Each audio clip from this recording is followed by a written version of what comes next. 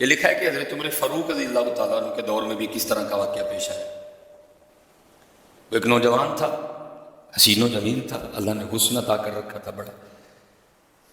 اس میں جب بھی نماز پڑھنے کے لیے آنا نا تو راستے میں ایک عورت تھی، اس کی نظر پڑتی، اور یہ کہا گیا ہے کہ جو نظر ہے یہ شیطان کے تیروں میں سے ایک تیر ہے، اسی لیے تو حضرت جی نظریں جھکا کے چلنے کا حکم دیا گیا ہے، کیونکہ جو نظر ہے یہ شیطان کے تیروں میں سے ایک تیر ہے حضرت جی۔ پڑھ تو یہ ایک دفعہ جاتی ہے لیکن کتنی دنوں تک حضرت اس نظر کا جو اثر ہے وہ دل سے نہیں جاتا۔ اپنی نظریں بڑی سنبھالو، اپنی نظریں بڑی سنبھالو۔ اس کی تو نظریں پاک تھی لیکن راستے میں ایک عورت تھی، اس کی پاک نہیں تھی۔ اس نے آتے جاتے جاتے جاتے جاتے جاتے اس کو دیکھنا، شیطان نے اپنا کام کرنا شروع کر دیا۔ اس نے ایک دن کیا کیا، اس نے اپنی خادمہ سے نا اپنی خواہش کا اظہار کیا، میرا دل کرتا ہے کہ اس نوجوان سے نا تنہائی ملے، لیکن ملے تو ملے کس طرح؟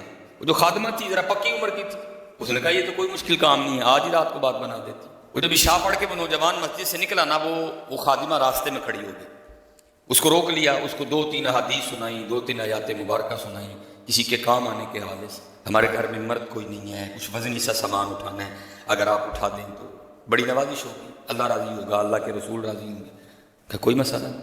اسی طرح ہوا حضرت، وہ گھر لے گئی، پچھلے کمرے میں لے گئی۔ وہ جیسے کمرے میں داخل ہوئے، وہ عورت پہلے موجود تھی، اس نے جناب اندر سے چٹکنی لگا لی اور اس کے سامنے اپنی خواہش کا اظہار کیا۔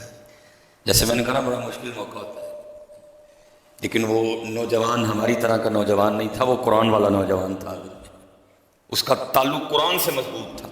اس کو یہی آیت یاد آئی، وَلِمَنْ خَافَ مَقَامَ رَبِّهِ جَنَّتَانِ، جو اپنے رب کے حضور کھڑا ہونے سے ڈر گیا، موقع بھی تھا، طاقت بھی تھی، عمر بھی تھی، خواہش بھی تھی، پھر بھی ڈر گیا، نہیں نہیں نہیں میرا اللہ دیکھ رہا ہے، میں کل اپنے اللہ کے حضور کون سا منہ لے کے جاؤں گا، کس طرح اللہ کے رسول کی بارگاہ میں کل جاؤں گا، سارا کچھ کر سکتا تھا، کوئی دوسرا نہیں تھا، لیکن کیا نہیں، میرا اللہ دیکھ رہا ہے۔ وہ ایسا خوف طاری ہوا، ایسا خوف الہی طاری ہوا، گش کھا کے گر گئے نیچے، اور ڈر گئی۔ آگے بڑھ کے کسی نے نبض نہیں دیکھی کہ زندہ ہے کہ شہید ہو گئے، انہوں نے سمجھا کہ شاید مر گئے۔ اس نے دروازہ کھٹکھٹایا، باہر سے اس نے خادمہ نے دروازہ کھولا، اس نے کہا یہ تو مر گیا۔ اس نے کہا یہ بھی کوئی مشکل بات نہیں، بھائی نام تو اس پہ لگے گا نا جس کے گھر سے لاش برآمد ہوگی، تم ٹانگے پکڑو میں ہاتھ پکڑتی ہوں۔ انہوں نے تھوڑا سا محنت مشقت کر کے نا اٹھا کے جو باہر کوڑا پھینکنے کی جگہ تھی نا، اس نوجوان کو پھینک دیا۔ اب رات پڑ گئی، بیٹا گھر نہیں آ رہا، باپ پریشان تھا۔ جب کافی وقت گزرا نا تو والد صاحب بیٹے کی تلاش میں نکلے، تو راستے میں کیا دیکھتے ہیں کہ وہ جو کوڑا کرکٹ پھینکنے کی جگہ ہے وہاں بیٹا پڑا ہوا ہے۔ بیٹے کو اٹھایا، گھر لے آئے، منہ پہ پانی کے چھینٹے مارے، بیٹے کو ہوش آئی۔ باپ نے پوچھا پتر کیا ہوا؟ وہ بیٹے نے پھر سنانا شروع کیا، جب پھر وہاں پہنچا نا تو اس عورت نے مجھے دعوت زنا دی، تو پہلے تو خوف الہی کی وجہ سے بے ہوش ہوا تھا، اس بار اتنا خوف الہی نے غلبہ کیا کہ واقعی روح پرواز کر گئی ہے۔ والد نے راتوں رات جنازہ کروا دیا۔ صبح والد صاحب فجر کی نماز کی جماعت میں شریک نہیں ہو سکے۔ جب نماز سے فارغ ہوئے نا تو امیر المومنین حضرت سیدنا عمر بن خطاب رضی اللہ تعالیٰ نے پوچھا بھائی وہ آج ہمارا فلاں مقتدی کیوں نہیں آیا؟ لوگوں نے ساری بات سنائی، حضرت جوان بیٹا تھا، انتقال کر گیا، رات ہی کو جنازہ ہو گیا، شاید اس وجہ سے حضرت نہیں جماعت میں تشریف لا سکے۔ آپ نے فرمایا چلو اپنے بھائی کے غم میں شریک ہوتے ہیں۔ حضرت سیدنا عمر فاروق رضی اللہ تعالیٰ عنہ آئے، باتیں ہوتی رہیں۔ آپ نے بیٹے کے انتقال کی وجہ پوچھی، بیٹے نے ساری بات سنائی۔ آپ نے فرمایا اچھا تیرے بیٹے کا انتقال خوف الہی کی وجہ سے ہوا ہے؟ تو اللہ تو فرماتے ہیں وَلِمَنْ خَافَ مَقَامَ رَبِّهِ جَنَّتَانِ، اور جو ہمارے رب حضور کھڑا ہونے سے ڈر گیا اس کے لیے 2 جنتیں ہیں، تو چل پھر مجھے ذرا اپنے بیٹے کی قبر پہ لے کے چلنا۔ لکھا ہے حضرت عمر فاروق آپ اس کے بیٹے کی قبر پہ تشریف لے، اس کی قبر پہ کھڑے ہو کے اس نوجوان کو باہر سے مخاطب کر کے فرماتے ہیں، اللہ فرماتے ہیں وَلِمَنْ خَافَ مَقَامَ رَبِّهِ جَنَّتَانِ، اور جو اپنے رب کے حضور کھڑا ہونے سے ڈر گیا اس کے لیے 2 جنتیں ہیں۔ اے نوجوان اب آگے تو بتا اللہ نے تجھے 2 جنتیں دی کہ نہیں دی؟ تو لکھا ہے قبر سے جواب آتا ہے امیر المومنین رب سچا، رب کا رسول سچا، رب کا قرآن سچا، میں جیسے ہی قبر میں آیا ہوں اللہ نے مجھے 2 جنتیں عطا کر دی ہیں۔ بچو اس سے بچو، اس دور کا سب سے بڑا فتنہ ہے، اس سے بچو، اور خود نہیں بچا جاتا، اپنے اللہ کے حضور بار بار گڑ گڑاؤ یا اللہ سانو بچا دے۔ اور پھنسایا حضرت ہمیں انہوں نے اس طرح ہے، ہمارے معاشرے کو انہوں نے اس طرح کا بنا دیا ہے کہ یہاں زنا بالکل بری چیز نہیں سمجھی جا رہی، لوگ فخر سے بتاتے ہیں، اور یہ قرب قیامت کی نشانی ہے۔ لوگ گناہ کر کے فخریہ بتایا کریں۔ آج کا نوجوان فخریہ بتاتا ہے، میری اتنی گرل فرینڈ ہے، آج کا نوجوان فخر سے بتاتا ہے۔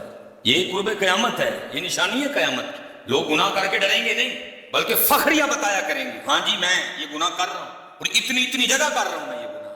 لیکن کیا ہوگا؟ نیکی مشکل ہو جائے۔ آج حضرت جی آپ دوسرا نکاح کر لیں، اللہ سنت ہے، قرآن میں اللہ خود کہہ رہی ہیں فَإِن طَابَ لَكُم مِّنَ النِّسَاءِ مَثْنَىٰ وَثُلَاثَ وَرُبَاعَ۔ پہلے کی تو اللہ نے بات ہی نہیں کی، بات دوسرے سے شروع ہو رہی، مِّنَ النِّسَاءِ مَثْنَىٰ وَثُلَاثَ وَرُبَاعَ، پہلے کی بات ہی نہیں ہوئی، بات ہی دوسرے سے شروع ہو رہی ہے۔ جتنی مرضی گرل فرینڈ رکھ لیں، آپ کو کوئی برا نہیں سمجھے گا، بلکہ لوگ آپ کے جانے کے بعد بڑا خوش ہو گئے کہ یار بڑا رنگین مزاج آدمی ہے۔ لیکن حضرت آپ دوسرا نکاح کر لیں، اسی وقت آپ لوگوں کے کاغذوں میں 2 نمبر ہو جائیں گے۔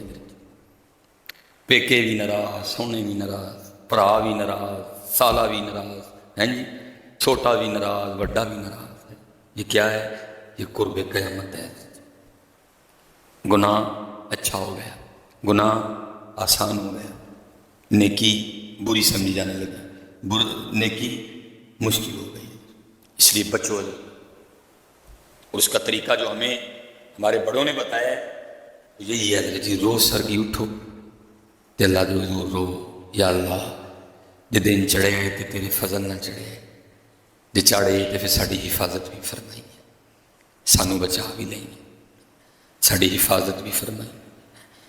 یہ تو حضرت جی دنیا تو 4 دن کی ہے، جا رہی ہے، کالے وال مسافر ہو چٹیاں ڈیرے، کالے وال مسافر ہوئے چٹیاں ڈیرے لائے، ویک محمد بخشا موت سے نہیں آئے۔ اور حضرت جی اللہ سب کو اپنی حفاظت میں رکھے۔ اگر کوئی اس گناہ میں پھنسا ہوا ہے، اگر کوئی اس گناہ میں پھنسا ہوا ہے تو میں کہوں گا کہ توبہ کر لیں سارے، کیونکہ حضرت جی وہ گناہ ہے کر تو ہم رہے ہیں، لیکن اس کی سزا ہماری نسلوں کو بھگتنی پڑنی ہے۔ کیونکہ امام شافعی رحمۃ اللہ تعالیٰ علیہ فرماتے ہیں زنا وہ قرض ہے جو لے تو رہا ہے لیکن چکائے گی تیری اولاد۔ حضرت زنا وہ قرض ہے جو لے تو رہا ہے لیکن چکائے گی تیری اولاد۔ اس لیے حضرت جی اپنی اولاد کے لیے، اپنی بیٹیوں کے لیے، اپنی بہنوں کے لیے گڑھے نہ کھودو، اس سے بچو، اس سے بچو۔